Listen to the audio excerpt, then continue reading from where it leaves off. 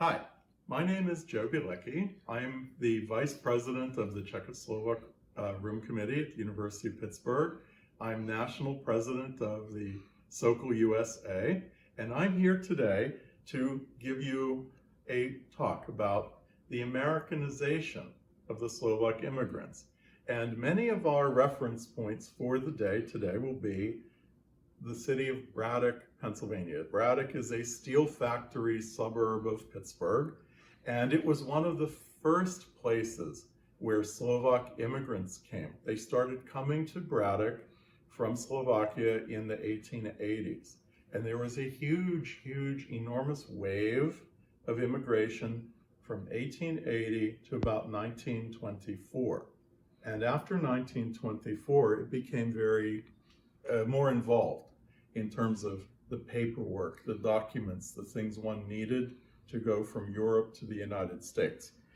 The average workman in a factory or in a coal mine up until the 20s made roughly $4 a week, if that. And that was very low on the scale. Factory labor was kind of a job for new immigrants or new people to this country. They worked cheaply, they did heavy, dirty work that most of the Americans didn't want to do. And that was kind of the initial starting point for most of these people. For example, the University of Pittsburgh Press has published a book called Out of This Furnace, which is a classic story of 3 generations of a Slovak family. The first generation arrives in Slovakia to Braddock, of all places, and you see the story of their life and their Americanization and their transformation unfold. But the first immigrant era, these people worked very hard. They worked 6 days a week. Often people rented rooms in their homes to single men, and they built bunk beds to kind of make money. They would take in boarders, and the wife of the family would prepare lunch buckets of food for the guys, do their laundry once a week. But this was a money-making thing. And this went on until the end of immigration. But by 1924, when the United States government started the quota system and started requiring more documents and things in order to come to America, it kind of shut the door. And so that sort of life gradually dwindled down and died off. People in this era began to realize, those who were going to stay for the long term, they began to realize many things. You know, they had different levels of hygiene. They had different ideas of nutrition. And there were a lot of things, like in each of these factory towns, there were often places that charities set up called settlement houses, where they would sort of reach out to the newly arrived and teach them life skills, or how to budget, how to make your $4 a week stretch, how to cook with American food, how to fit in to this new society and this new world. And in one of these, and another thing that was very important were these English schools. This one was on Stokes Avenue in Braddock, and and this advertisement was geared to Slovak Americans. And essentially what the text here says is, don't have a millstone around your neck, learn English. And it's advertising, you could come and take lessons at night at the English school so that you could understand what the people were saying all around you, so that you could go outside of your community, go to the store, so that you could start to read things in this new language and understand and be more of a participant in the society. And also, when you had the realization that a lot of the people were staying for the longer haul, then you saw the rise of many community institutions. for example, many of them built churches. And many of them, there were many community organizations that built social halls, and the churches and the social clubs, the halls, became centers of community life. They became places where people could go to speak their languages to each other. They became places where you could have a wedding party, you could have a funeral wake, you could do many things in these places. You could come together as a community. Among the first churches were those in Braddock, because that was one of the early communities. This is the St. Paul Slovak Evangelical Lutheran Church in Braddock, and the building was built in 1891. Roughly a third of the Slovak population is Lutheran, and many of the Lutherans came, and many Catholics came. This is the interior of the St. Paul Lutheran Church. And these photos are circa the early 1900s, roughly about 1907. Not to be outdone, the Slovak Catholics were also building a network of churches. St. Michael the Archangel Church, Slovak Catholic Church, was built in 1892 in Braddock. And in fact, there were publications that gave the histories of all these places in the Metro Pittsburgh area. And I'll give you an example. Here's a list of the Slovak Catholic parishes in metropolitan Pittsburgh. And many of them were founded late 18 and the early 1900s. It took roughly $4,000 to build St. Michael's Catholic Church. And the people would raise money. It was probably a similar amount for St. Paul's Lutheran Church. But these communities would meet. They often sought permissions to have their services in other churches, and those were often granted. And there was a story about, it was an interesting kind of circular thing.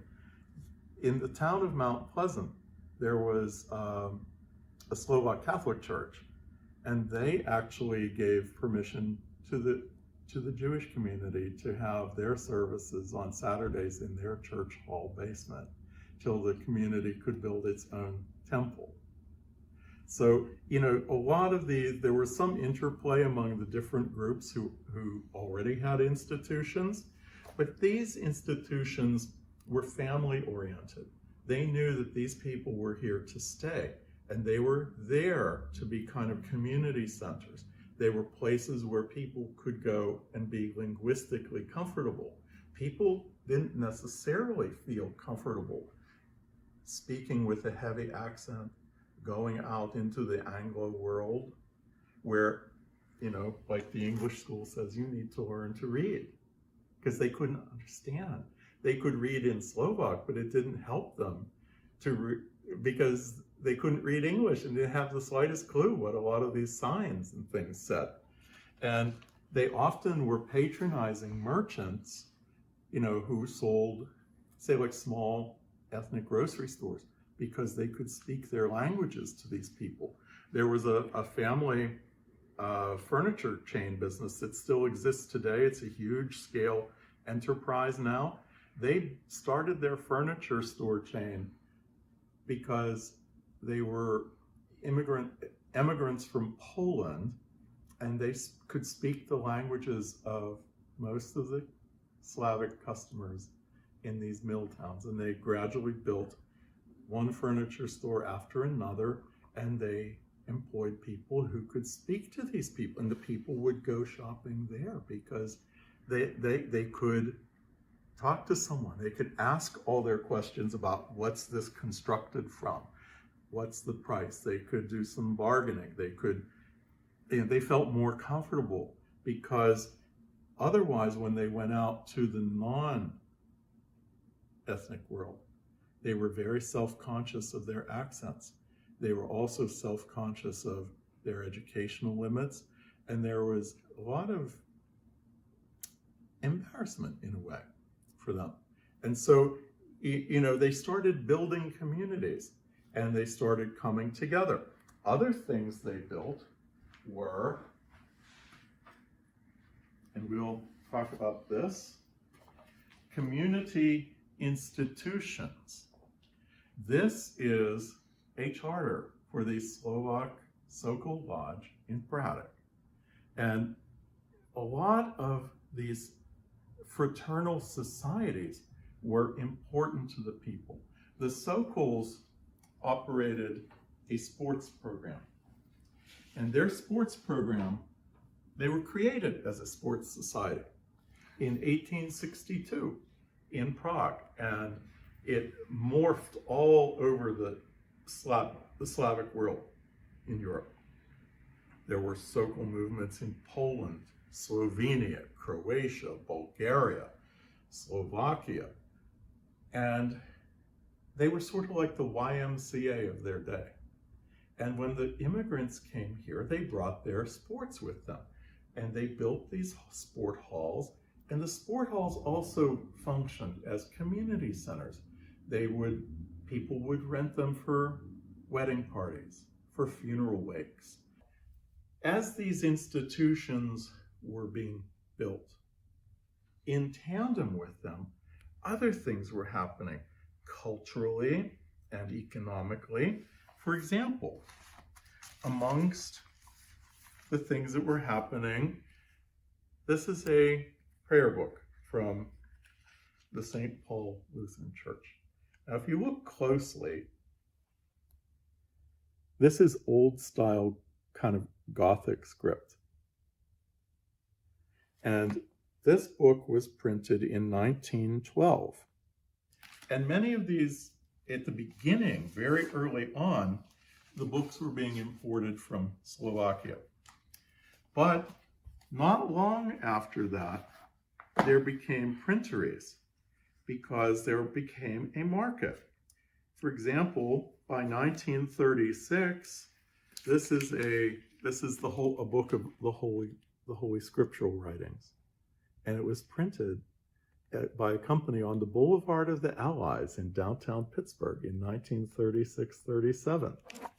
And so, for those who stayed, then there began to be other needs being fulfilled. You had books in their languages. For example, this is from St. Paul's Lutheran Church. This book was printed in 1929, and it was a history of the Protestant Reformation, and it's in Slovak. These smaller books, this is the Passion of Christ. This is the service from St. Paul's Lutheran on Good Friday. This was printed in 1917, and it was printed in Pittsburgh. And the interesting thing is the printery was called Slovenské hlasnika, and it was printed on the north side of Pittsburgh. Again, another book, similar. And you started seeing other interesting things. Of course, the Catholics began printing books and things to serve their needs, but they created their own printery. These were all printed. For example, this one. Now, this was imported from Trnava in Slovakia. This is very, very old, actually. But by already the 1910s, 1920s, the Catholics were printing books. This was printed in 1946 in Passaic, New Jersey. There were also books being printed in Middletown, Pennsylvania. The First Catholic Slovak Union had a printery, the Jednota, as the FCSU is known amongst its members. had a printer, and they catered, they did things, their community needed to learn things and communicate. And here's a list of the books from this time you could buy. You could buy prayer books, you could buy dictionaries, Slovak English, English Slovak.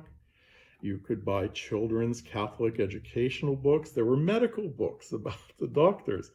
There were even storybooks for children and all kinds of things. And you could send in the order form on the back with your payment and get your books. This is a hymnal from the Slovak Lutheran Church in Braddock. And again, you see that this was published, not in Slovakia anymore, but it was Pittsburgh published. And so the community began growing to fill its needs. There were other needs the community had, and these needs involved education. For example, here,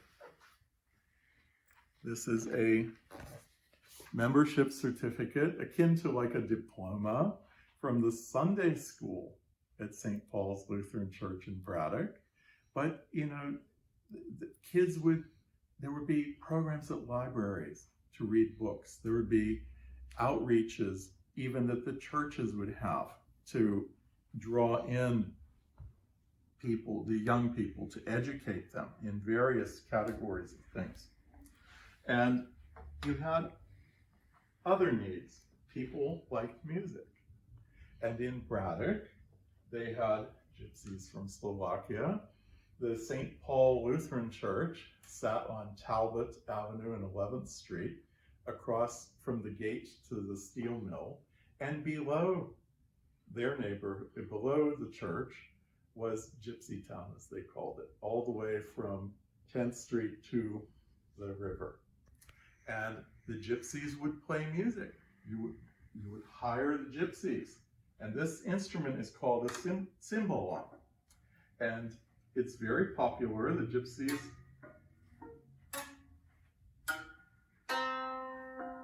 the strings are tuned to different notes, and the gypsies would play them. They would hire these gypsy orchestras to play at weddings, to play at funerals, to play at parties. And these orchestras existed nationwide in all of the Slovak immigrant communities. And they were very popular because the people still had the taste for their own foods and their own musics. And yeah, some of things crossed over. They began to slowly, as the generations passed, take on the taste for American music. These are records made for a Victrola. These are 78 RPMs. They're not like CDs. There's nothing digital about them. It's a whole different world. But these are from the 20s and 30s. This one is Šarišská Zabava, Šarišan music. There's also other records. For example, this has a Hungarian title. The people who were buying these often didn't really care about the language. They often liked dancing csardashes, for example, which crossed over between Slovak and Hungarian communities. Here's another one, a Hungarian gypsy orchestra record, because the people loved gypsy music for dancing and partying. And if you didn't have enough money to hire the orchestra, you could play on the Victrola a stack of gypsy records. This one is the Valašský Chor, a choir called the Bielecki choir. And, you know, RCA Victor, they were a big national company that made Victrolas and records. And they were even making records for the ethnic communities. Here's another one. Zaběvačka. These are also kind of more Slovak folk musics. And many people enjoyed these gypsy musics. And often the gypsy musics were accompanied by Hungarian singing, but the people didn't care. They liked the gypsy music. For example, the title, some of them on here are the Casino Csárdas, the Alazatos Szolgója, and Édes Anyám, which means my dear little mama in Hungarian. But these were like the kind of gypsy music tunes that people would dance. You know, someone would be cranking the Victrola and playing the music, and they'd be dancing. And they even listened to American records. This is the famous Yes, We Have No Bananas, which everyone knew that song in the 1920s. It was so big in the world of the RCA, Victrola, and old music records. Now, interestingly, many of the artists who performed on these records were from Braddock, from Gypsy Town. There was a dynasty, the Bati family, there were 5 generations of gypsy musicians who were among the best in the gypsy musical world, and they came from Košice to Braddock 5 generations ago, and they only played music. They were hired by bands, and they were hired by recording studios. Their bands went all around the United States, Pittsburgh, Cleveland, Chicago, playing music, recording music. I am acquainted with a fellow named George Bati, who is a very high-level, talented gypsy musician, and I showed him some photographs of the records in this box. And he said, oh, my grandfather played the clarinet on this one. And my grandfather's brother played this instrument on this one. And they recorded this in Chicago in the 20s. But these were, these people were creating things they enjoyed and liked for their communities, like the music. They also enjoyed taverns, of which there was no shortage of taverns and alcohol in Braddock.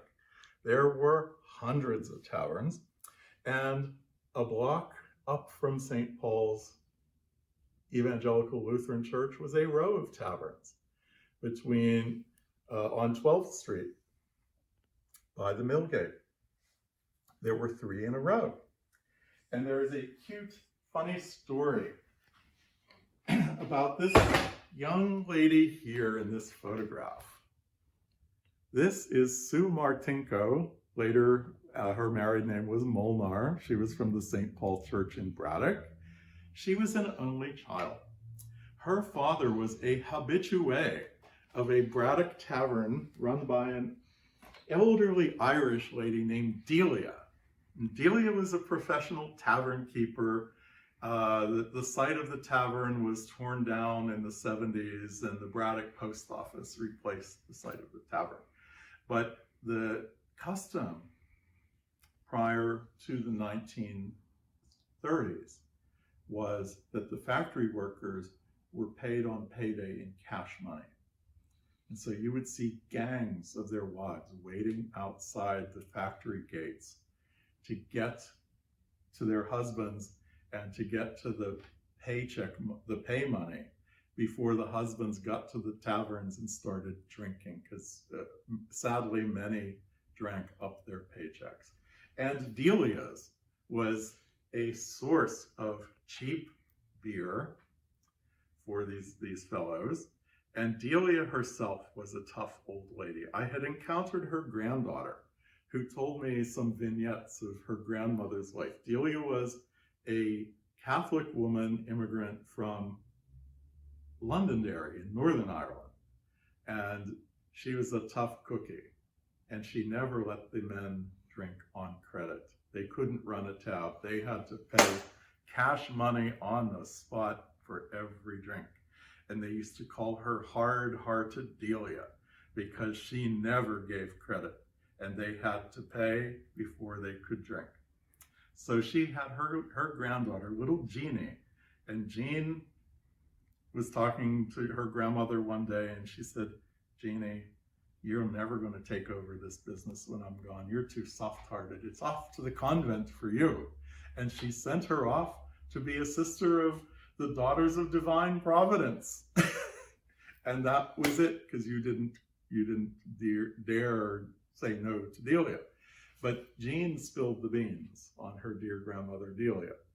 Delia was secretly soft-hearted. During the Great Depression, of course, she still sold booze to the immigrants and liquored up these men, and that's how she made her living. But she would tell them on Friday, have your wife come to the back entrance to the tavern during the lunchtime. And she actually had food parcels that she and Jean prepared together to give to the immigrant women whose husbands were drinking up their pay money in Delia's tavern. So Delia was a little bit soft-hearted too, but she didn't go to the convent. She ran the bar till she died. And taverns were a fact of life in Braddock and in any of these other industrial places that Carnegie made. And he was very, very economics conscious. And in his old age, he became public spirited. He didn't have, I don't believe he had children. He married late in life, no children.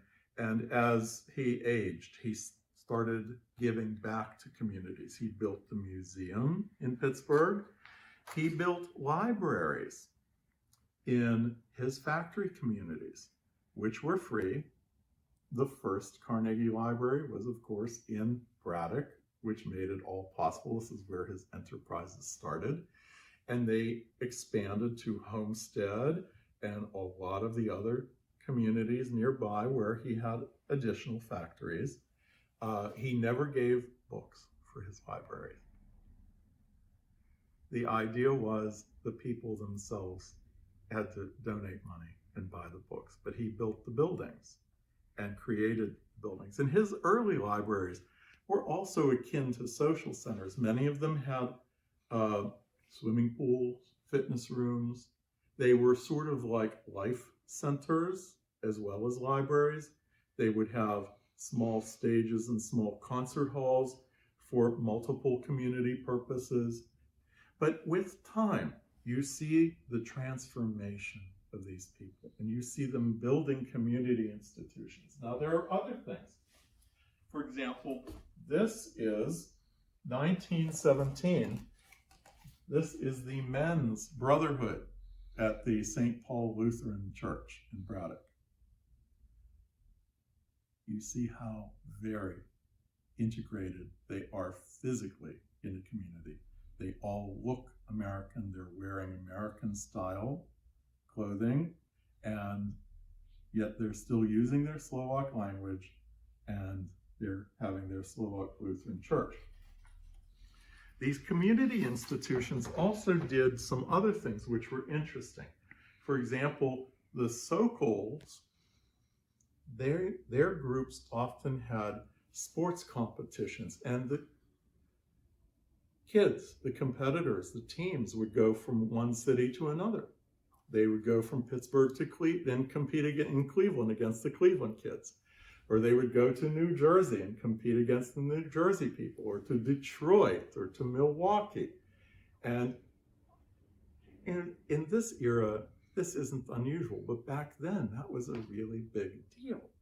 I remember one elderly woman telling me that on her parents' income, they could never have gone anywhere outside of Braddock. They were so poor. But it was through Sokol that they got to see other places and to go somewhere far away. And that was a really big deal.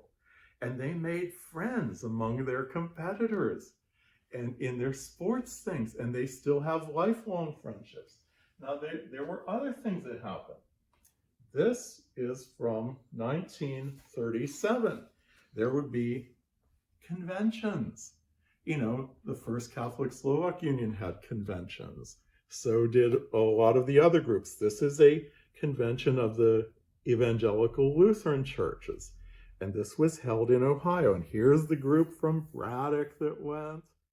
And these people, these were opportunities to travel. These were opportunities to meet people, and you would never have had these opportunities as a child or a young adult in one of these factory areas. People didn't have vacations. They had no money to do things like that. But this is what people became by the late 40s, early 50s. They'd arrived. This looks just like the Jackie Gleason show from the 50s. And this is the transformation of the people who left Slovakia and arrived in any number of industrial cities, like Braddock, like Cleveland, like Detroit, like Pittsburgh, like Chicago. And they made new lives and they transformed themselves. They were catapulted into Silicon Valley, catapulted, and they rose to the challenge and they remade themselves and made new lives.